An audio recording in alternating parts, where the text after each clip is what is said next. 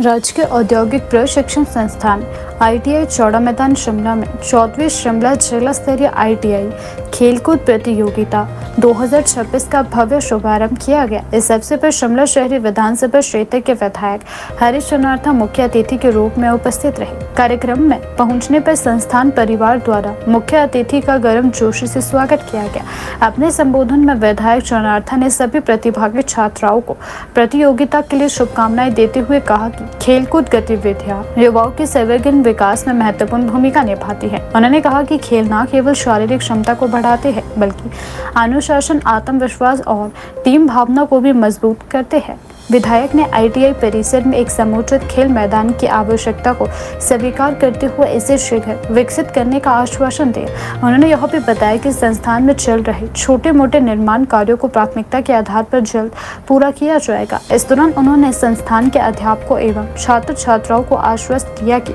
उनके समस्याओं और आवश्यकताओं के समाधान के लिए वे सदैव उपलब्ध रहेंगे और हर संभव सहायता प्रदान करेंगे। कार्यक्रम के सफल आयोजन के लिए विधायक हरीश चनार्था ने संस्थान प्रशासन, आयोजकों और प्रतिभागियों को बधाई दी और सभी के उज्जवल भविष्य की कामना की। 14th हमारे लड़कियों का विमेन डिस्ट्रिक्ट शिमला की ITI के स्पोर्ट्स मीट हुई है और इसमें सारी डिस्ट्रिक्ट शिमला की 9 ITIs हैं जो पार्टिसिपेट कर रही है। लगभग 150 बच्चा यहाँ पे आया है। तो इसकी इनॉग्रेशन के लिए हम आए थे और खेल कूद जैसे आपको मालूम है कि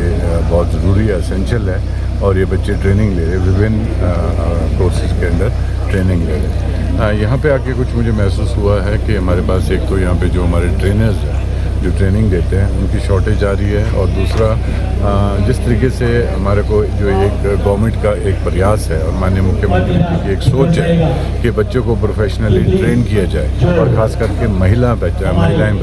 जो बच्चियाँ हैं उनको ट्रेन किया जाए, तो वहाँ पे हम कहीं ना कहीं थोड़ा लैग कर रहे हैं। मुझे लग रहा है कि ये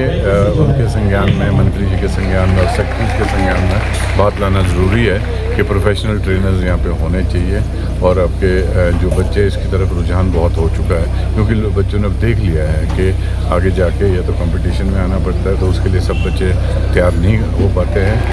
कि जो एडमिनिस्ट्रेटिव सर्विसेज ले या इंजीनियरिंग के लिए, डॉक्टरेट के लिए जाए। तो लेकिन जो ये हमारी ITI है, इसकी जो संस्था है ये बच्चों को बिल्कुल तैयार करके भेजती है, चाहे वो हमारी महिला भी है। और एक और अच्छी बात इस ITI की मेरे को क्या लगी है, जितने हमारे SGPNL जो हमारे पानी की ये कंपनी है और हमारे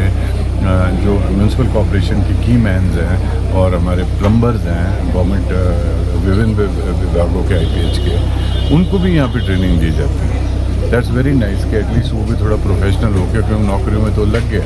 और जो अब आज की तारीख में जो हमारे मशीनरीज और इंस्ट्रूमेंट्स जो है वो नए लगे हैं, चाहे वो IPH में है, SGPNL में है, पानी में है, बिजली में है, कई चीज़ों में, विभिन्न विभागों में, तो यहाँ पे आके ट्रेनिंग्स ले रहे हैं। And that's a very nice thing and I must congratulate all the principles जो भी आप इनको ट्रेनिंग दे रहे हैं इस चीज़ की और ट्रेनर्स को, क्योंकि वो भी ट्रेन होना ज़रूरी है कि महंगी मशीनरीज है। इस ITI में सब कुछ है, यहाँ पे मशीनरीज है,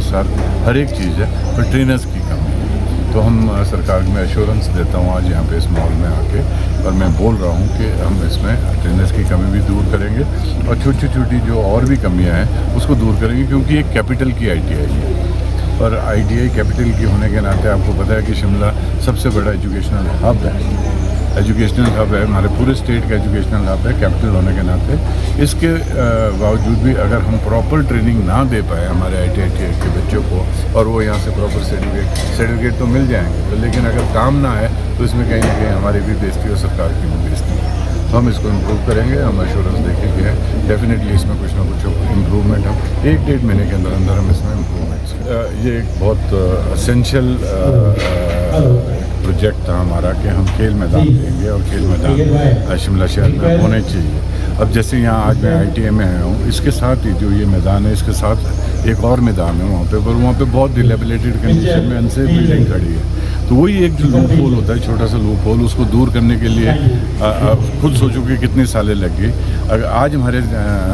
संज्ञान में ये बात आई है, ध्यान में ये बात आई है, तो आई एश्योर देम में कि हफ्ते के अंदर अंदर इसमें ऑर्डर करा के इसको डिसमेंटल करके वहाँ पे भी खेल मैदान बन रहा है। अनटिल अनलेस कभी कोई बड़ा प्रोजेक्ट आएगा या बिल्डिंग आएगी तब उसके बारे में सोचें। उसी तरीके से हमारा SPF स्कूल है संजौली में, तो वो म्यूनसिपल कॉर्पोरेशन का ग्राउंड है, उसको भी हम अभी विद इन अ मंथ और सो उसको भी हम हैंड ओवर कर देंगे। कलनोग में एक ग्राउंड बन रहा है, उसमें थोड़ी क्लियरेंसेस चाहिए थी फॉरेस्ट की, वो क्लियरेंस भी लेंगे, पर एटलीस्ट बच्चे तो खेल रहे हैं वो फॉर्मेट। बाकी जहाँ तक पूरे शिमला शहर की बात है, जहाँ पे भी हम डेवलप कर सकते हैं ग्राउंड्स को, हमने प्रयास किया है, क्लियरेंसेस के लिए भेजा है, क्योंकि यहाँ पे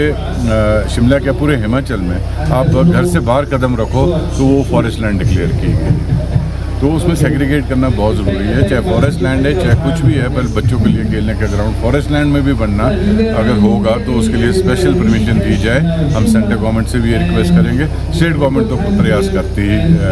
जा रही है कि ताकि हमारे को कुछ विस्थापित भी है लोग ड्यूरिंग हमारे क्राइसिस के दौरान, तो उनके लिए भी जगह नहीं मिल रही है, उसके लिए भी प्रयास किया जा रहा है, और ग्राउंड्स के लिए भी हम प्रयास कर रहे हैं कि मैक्सिमम एटलीस्ट एक लोकेलिटी में एक ग्राउंड तो होना बहुत ज़रूरी है।